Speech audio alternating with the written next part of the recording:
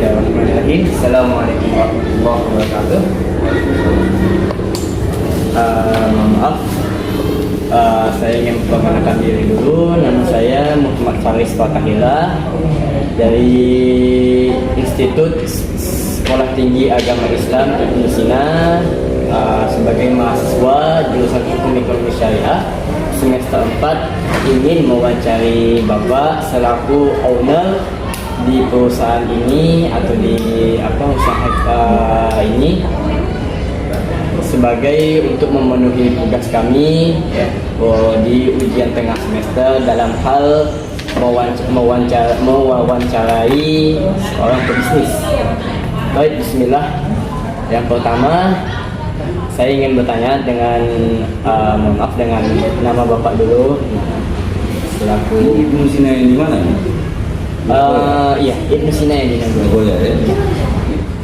Saya nama Juandi, owner kedua dari toko Lingga Furniture dan Elektronik.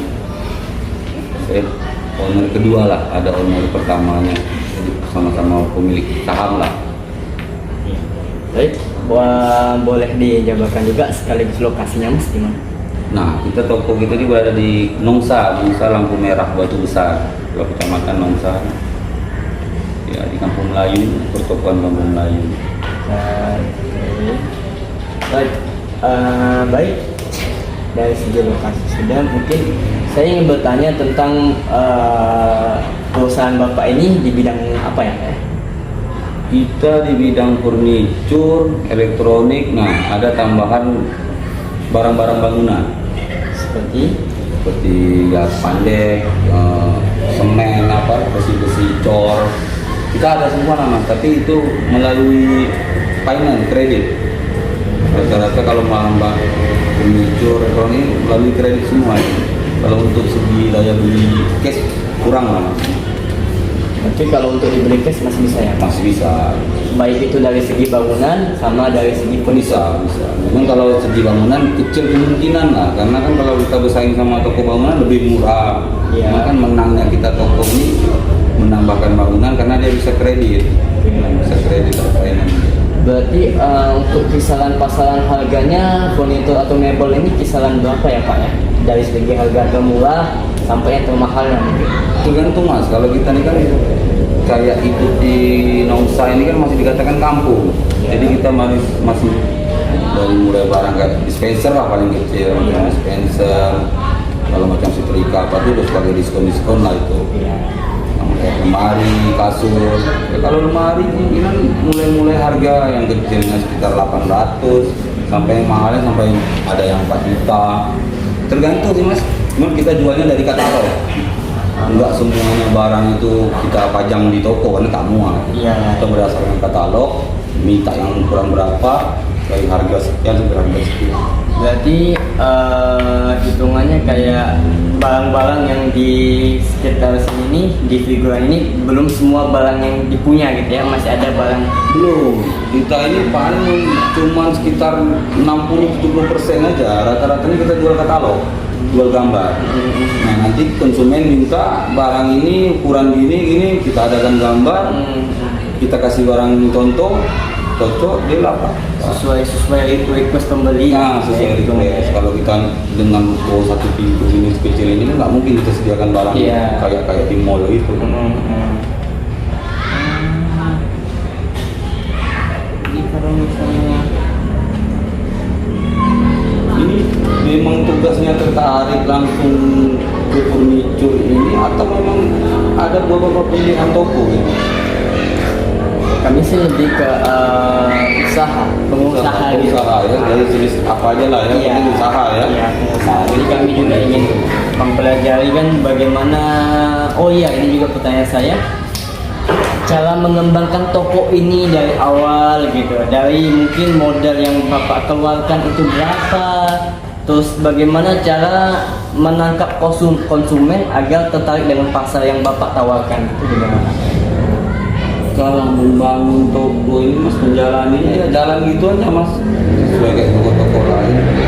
Tapi kalau untuk misinya ya kita bagaimana ya, jalanilah mas dengan apa yang ada, dengan kedekatan sama masyarakat, punya konsumen-konsumen yang lama. Kalau kami ini kan dari dua owner ini memang berawal dari kerja sama bos.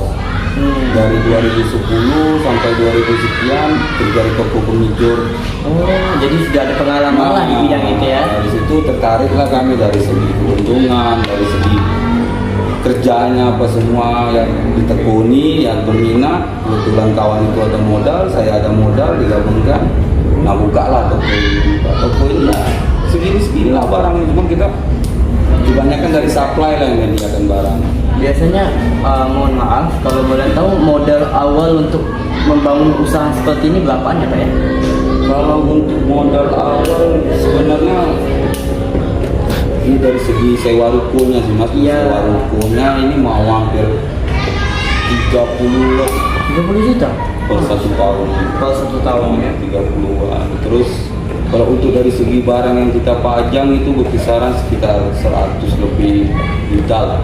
100 Yang lebih kita pajang di toko ini. Berarti emang perlu kayak menabung atau mengumpulkan modal dulu baru membuat usaha Pasti mas, pasti kita itu yang semua kan kita nih barangnya dari supply, nggak semuanya kita dikasih barang contoh, kita harus beli dari sekian macam kasur nih yang dipajang 10, paling tidak kita harus beli separuh.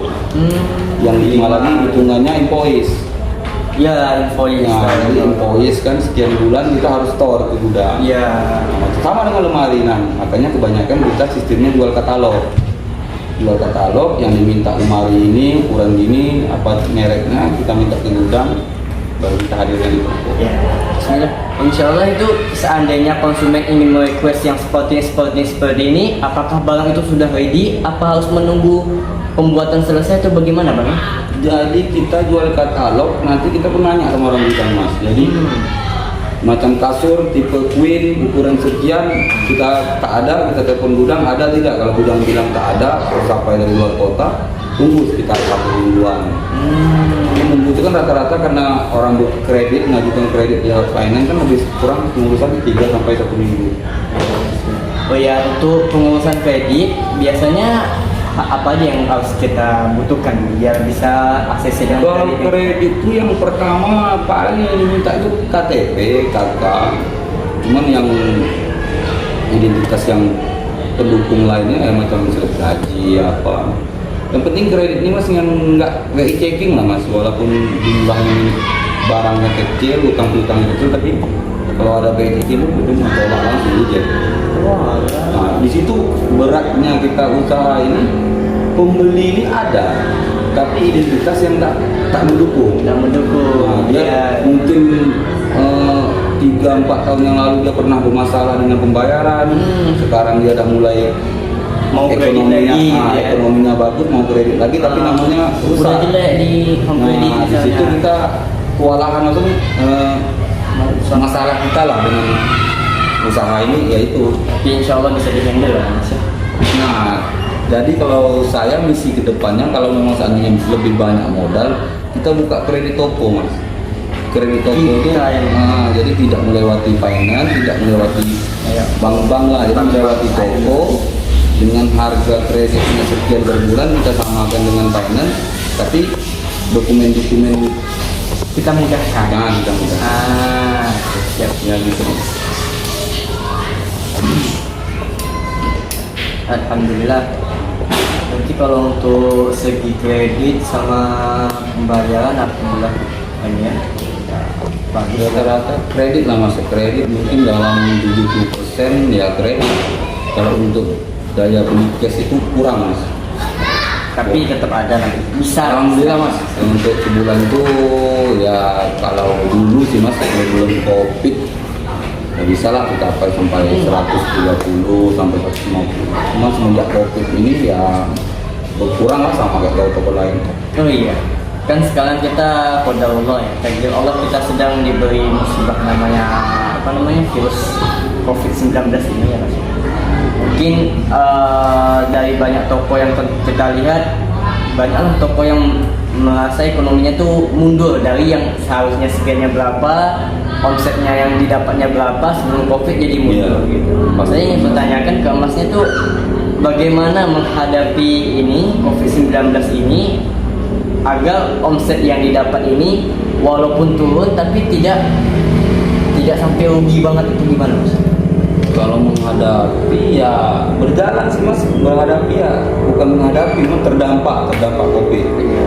Kalau dibilang untung sih, yang penting uang itu berputar. Cuman kalau dikatakan rugi ya rugi juga, ya rugi. Cuman bertahannya ini ya karena modal lah Mas. Jadi seandainya udah 2 tahun COVID ini, kemudian kita bulan ini, tapi bulan kedepannya ada keuntungannya untuk operasional toko, kayak listrik, sewa ruko terbayar, dah syukur. Ini pertanyaan gini Mas, saya kan masih bingung nih kalau misalnya kita nih sebagai pemuda-pemuda yang ingin membuka suatu bisnis, bagaimana caranya kita memutar uang seandainya kita ingin mendapatkan keuntungan lebih ya, tetapi tidak bisa menutupi kerugian seandainya penjualan itu tidak sesuai dengan yang kita harapkan.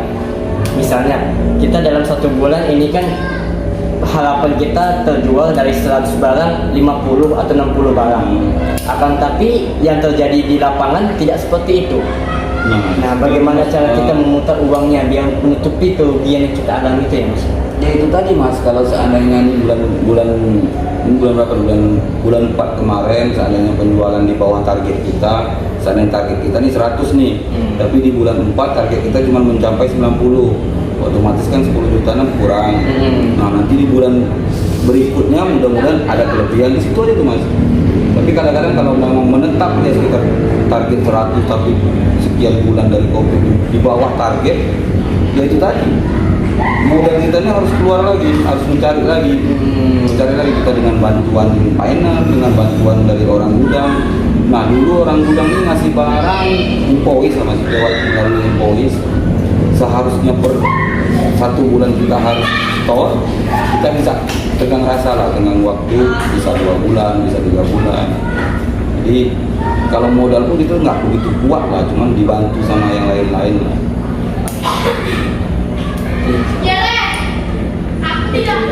Berarti satu lagi terakhir nih pertanyaan saya, dalam ketika ingin membuka suatu usaha, hal-hal yang paling utama dalam buka usaha itu apa aja ya Mas ya? Selain mungkin yang paling utama kan modal, nah yang lain tuh apa aja Mas? Modal yang pertama ya pasti modal, cuman tahu pasaran ya.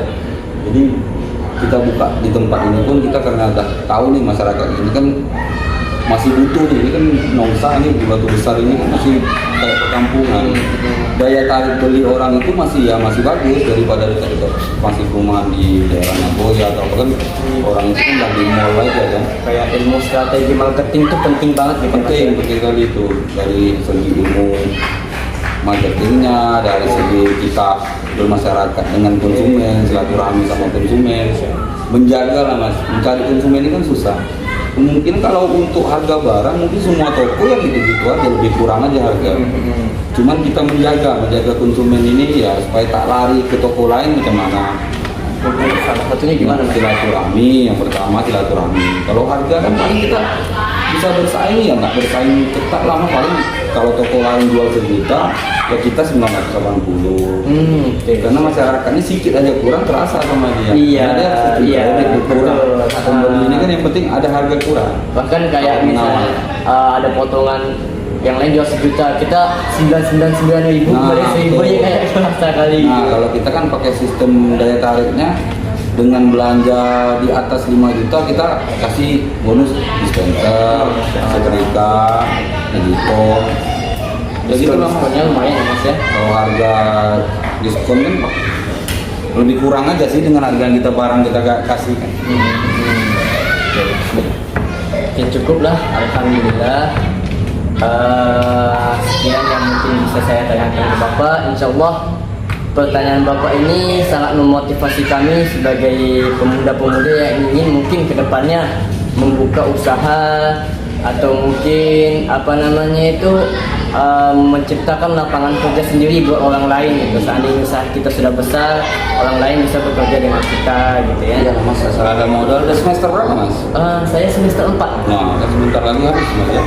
Kurang setahun lebih lagi ya. Insya Allah. Nah, mudah-mudahan dapat gelar S1, ada modal, ada tertarik sama usaha yang macam ini atau usaha apa ya?